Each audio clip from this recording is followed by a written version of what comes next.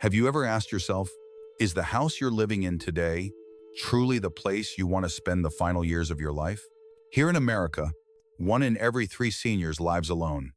And for women over 75, that number nearly doubles. It's not someone else's story, it's ours.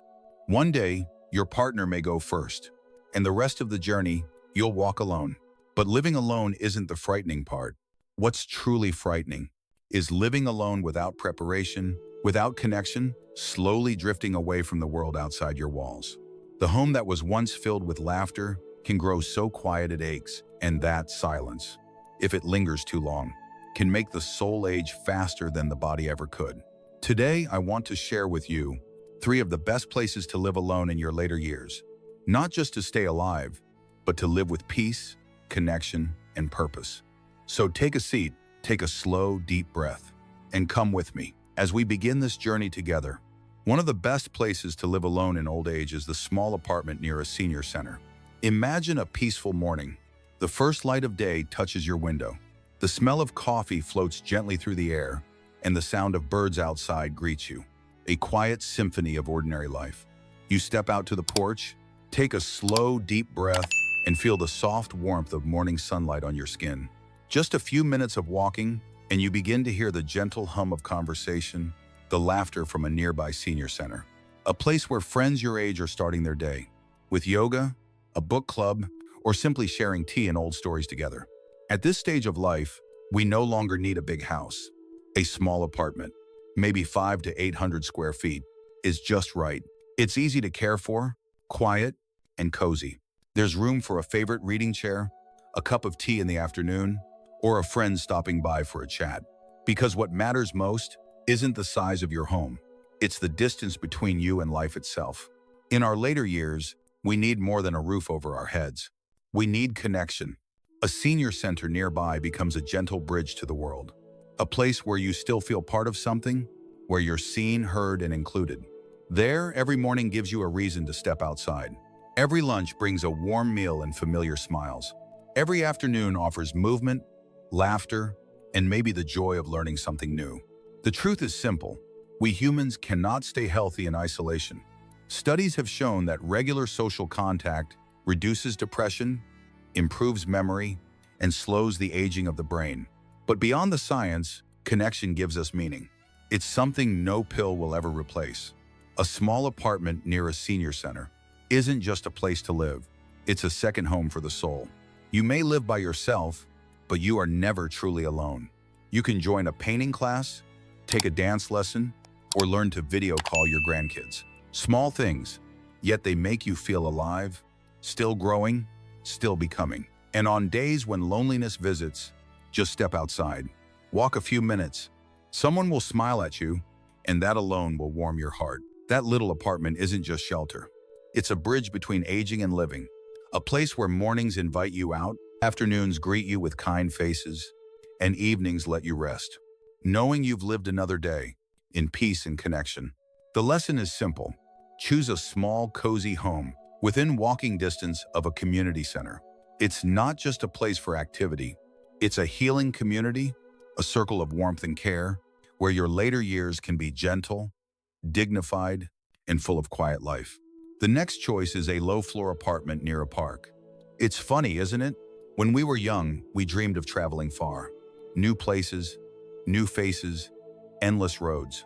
But as we grow older, our joy begins to live much closer to home. Sometimes all it takes is a quiet path for your morning walk, a few trees lining the way, a wooden bench by the pond, just that, and life begins to breathe again. When you live near a small park, you don't have to drive to find peace. You simply open your door, take a few steps, and breathe in the cool, gentle air of morning. You hear the birds singing, feel the breeze brushing through your silver hair. It's nature's soft medicine, something no pill can ever replace. Nature never asks how old you are. It only asks you to show up. And every time you do, it welcomes you with sunlight, with movement, with life itself. Each morning you walk there, you start to notice familiar faces. The lady walking her dog, the old man stretching by the bench, the neighbor who smiles as you pass. No words needed. A glance, a nod. That's enough to warm your heart for the whole day. At that point, walking is no longer exercise. It becomes a daily ritual. A quiet way of saying, I'm still here and I'm still living. Is Longcoldemar Gents, a low-floor apartment on the first or second floor, is one of the safest and kindest choices for anyone in their later years. Aging doesn't just need quiet, it needs ease. It needs freedom, knowing you can reach the outside in just a few steps, without stairs or elevators to worry about, brings peace to your mind. That feeling of being close to the ground reminds you that you're still part of the world, still able to walk, even if the steps are slower now. These homes are often in calm neighborhoods, lined with leafy trees and short walking paths. In the morning, you can circle the park once or twice. In the evening, you can sit on a bench and watch the sunset fade, slowly and softly. Nature is right outside your door. And that, my friend, is one of life's greatest gifts in old age. Researchers say that just 30 minutes of walking in green space each day can cut depression in half, sharpen memory, and lower blood pressure. But for many seniors, those numbers are more than science. They're truth. They're proof that as long as you can still walk to the park, you're still healthy and you're still happy. And as you walk at the same hour each day, you begin to see your unspoken friends. The same faces, the same smiles, the same gentle nods. No appointments, no plans. Just the rhythm of life connecting you, again and again. Those small moments, they're the quiet threads that tie you to the world. They keep you from ever feeling truly alone. So when you choose your home for your later years, don't just think about design or comfort. Think about that short path leading to the park, the sunlight touching your skin, and the joy of being seen, even if only for a few minutes each day.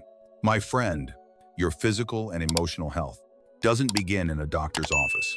It begins the moment you can easily step outside each day and greet the world. A low-floor apartment near a park is a gentle reminder that old age isn't a closing chapter, but an opening one, a slower, softer rhythm of life that's still full of peace and still full of meaning. Another option I suggest to you is living near your children but not under the same roof. Family, love, sometimes is like the warmth of an autumn sun, soft, gentle, comforting, but if you stand too close, it can start to burn. When we've walked through most of life's journey, that love no longer looks like sacrifice or duty. It becomes something deeper. Companionship built on respect. That's why living near your children, but not with them, is such a healthy distance. It keeps love close, but freedom intact. A home about 10 minutes walk from your children. That's a beautiful distance. Close enough that they can come if you need help, but far enough that you can still live your own way. Eat what you love, keep your routines, and enjoy quiet mornings with your cup of tea without feeling like a guest in your own life. At this age, freedom is no longer a luxury. It's the foundation of happiness. We've spent half our lives living for others, for our children, our work, our responsibilities. Now, in these later years, we deserve to live for ourselves, not to prove anything, just to feel peace. Many believe that living with their children means safety, comfort, and family closeness. But often, sharing the same roof can quietly create more distance. You see, the younger generation has their own pace, their own world. They move fast, while we've grown to love the slower rhythm. The calm, the order, the quiet. When those two rhythms collide in one house, misunderstandings grow, and even love can begin to feel heavy. But living nearby, just a few blocks away, makes everything lighter. You can call your children, invite them for dinner on Sunday, or simply hear the sound of their car pulling in and feel comfort in knowing your family is close. That closeness doesn't take away your freedom. It wraps your independence in a soft layer of love. When you live near your children, something beautiful happens. You are no longer just parent and child. In brain-corded of well-bought sin clothes, you become two companions, walking different chapters of the same story. They can help when you need it, and you can be there when they need a quiet voice or a listening ear free of judgment. That's what mature love looks like. Not dependence, but mutual respect. The happiest older adults aren't those whose children are with them every day, but those who know this truth. I may live alone, but when I call, someone will come. That feeling of being self-reliant and still deeply loved. is the true peace of aging. And that 10-minute distance? It's not just a number. It's a symbol of healthy love, a space where care doesn't turn into burden and devotion never feels like obligation. At that distance, you can still hear your children's laughter, see them walk by the street, and yet your heart remains free, beating to its own quiet rhythm. Old age, when lived alone but not lonely, is a gift. Living near your children gives you both safety and space. No dependence, no pressure. Just love, kept pure and simple. My friend, choose to live close, not together. That is the distance of mature love and dignity. Because sometimes, keeping a gentle distance is the very thing that keeps love alive. A home of your own, yet not apart. A life of independence, yet never isolation. That is the true meaning of peace in our later years. A low-floor apartment near a park is a gentle reminder that old age isn't a closing chapter, but an opening one. A slower, softer rhythm of life that's still full of peace and still full of meaning. When we are young, we dream of big houses, wide spaces, many rooms, and all the signs of success. But as the years go by, we begin to understand a good home for old age isn't measured by how many rooms it has, but by how much warmth it holds. It's a place where you can live alone and not feel lonely. A place small enough to keep peace, yet close enough to still hear the laughter, the voices, the heartbeat of life outside your window. A home like that teaches us something beautiful, that no matter how old we are, we can still connect, still smile, and still live with meaning. Old age isn't a retreat, it's a new chapter. One of freedom, one of quiet peace, where you no longer have to chase anyone because you've finally come home to yourself. So if you're in your 60s, your 70s, or your 80s, don't be afraid of living alone. Prepare for it.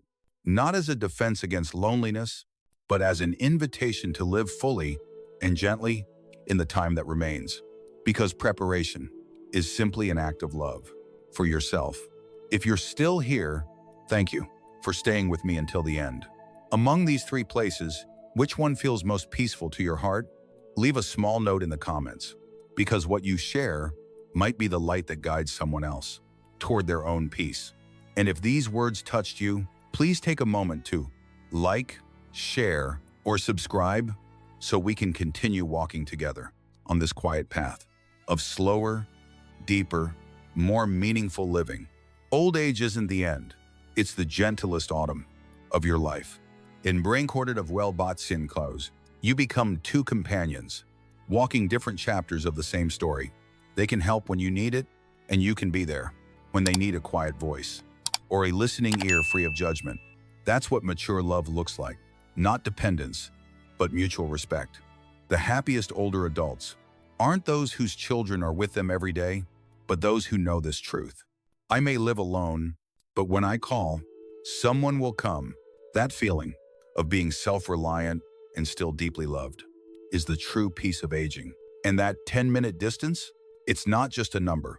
It's a symbol of healthy love, a space where care doesn't turn into burden and devotion never feels like obligation.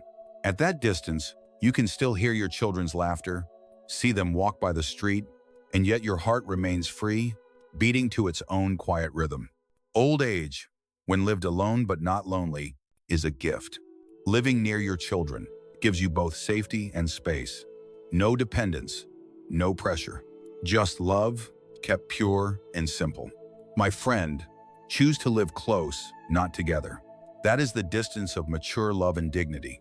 Because sometimes, keeping a gentle distance is the very thing that keeps love alive. A home of your own, yet not apart. A life of independence, yet never isolation. That is the true meaning of peace in our later years. A low-floor apartment near a park is a gentle reminder that old age isn't a closing chapter, but an opening one. A slower, softer rhythm of life that's still full of peace and still full of meaning.